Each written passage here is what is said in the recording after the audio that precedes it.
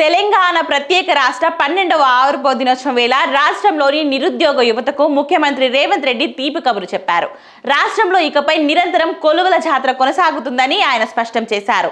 ఇప్పటి వరకు ఎలాంటి న్యాయపరమైన చిక్కులు లేకుండా అత్యంత పారదర్శక విధానంలో 67,000కు పైగా ప్రభుత్వ ఉద్యోగాలను భర్తీ చేశామని వెల్లడించారు సీఎం రేవంత్ రెడ్డి. ఈ నెలలోనే తెలంగాణ పబ్లిక్ సర్వీస్ కమిషన్ ద్వారా మరిన్ని కొత్త ఉద్యోగ నోటిఫికేషన్లు విడుదల చేయబోతున్నామని ప్రకటించారు. ముఖ్యంగా ఇంజనీరింగ్, కాలుష్య నియంత్రణ మండలి, అటవీ శాఖ, టౌన్ ప్లానింగ్, విద్యాశాఖల్లో ఖాళీగా ఉన్న పోస్టుల భర్తీకి ఈ నోటిఫికేషన్లు ఇస్తామని అర్హులైన అభ్యర్థులు ఈ అవకాశాన్ని వినియోగించుకోవాలని పిలుపునిచ్చారు. అలాగే రాష్ట్ర అవతరణ దినోత్సవ వేడుకల్లో భాగంగా సికింద్రాబాద్ పరేడ్ గ్రౌండ్స్లో జరిగిన అధికార కార్యక్రమంలో ముఖ్యమంత్రి రేవంత్ రెడ్డి పాల్గొని జాతీయ పతాకాన్ని ఆవిష్కరించారు. అనంతరం నా తెలంగాణ కోటి రతనాల వీణ అంటూ భావోద్వేగంతో ప్రసంగాన్ని ప్రారంభించిన సీఎం ప్రజాప్రభుత్వం ఏర్పడిన ఈ 30 నెలల కాలంలో సాధించిన ప్రగతిని, అమలు చేసిన సంక్షేమ పథకాల విజయాలను ప్రజల ముందుంచారు. జై తెలంగాణ.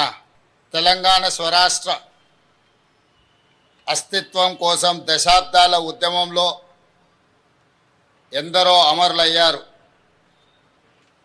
మరెందరో పోరాట యోధులుగా మన కళ్ళ ముందు నిలిచారు.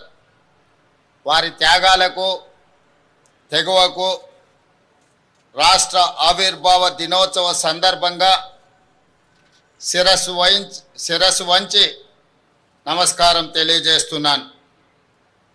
కోటి రతనాల వీణ నా తెలంగాణ రాష్ట్ర ప్రజలకు ఆవిర్భావ దినోత్సవ శుభాకాంక్షలు.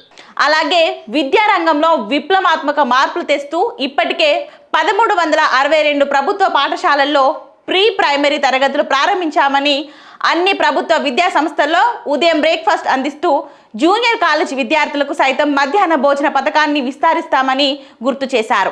అలాగే రైతు సంక్షేమానికి తమ ప్రభుత్వం ఇస్తున్న ప్రాధాన్యతను వివరిస్తూ, అలాగే వ్యవసాయానికి ఉచిత విద్యుత్ ఇస్తూనే పౌరశక్తి పంప్సెట్ల ఏర్పాటును ప్రోత్సహిస్తున్నామని తెలిపారు. ప్రభుత్వ ప్రోత్సాహంతో 2025-26 నాటికి రాష్ట్రంలో రికార్డు స్థాయిలో 236.87 లక్షల మెట్రిక్ టన్నుల ఆహార ధాన్యాల ఉత్పత్తి నమోదైందని సగర్వంగా ప్రకటించారు. దీంతో పాటు రాష్ట్రంలోని 1 కోటి మంది మహిళలను కోటీశ్వరులను చేయాలనే దృఢ సంకల్పంతో ప్రజాప్రభుత్వం వినూత్న కార్యక్రమాలకు శ్రీకారం చుట్టిందని సీఎం రేవంత్ రెడ్డి వెల్లడించారు.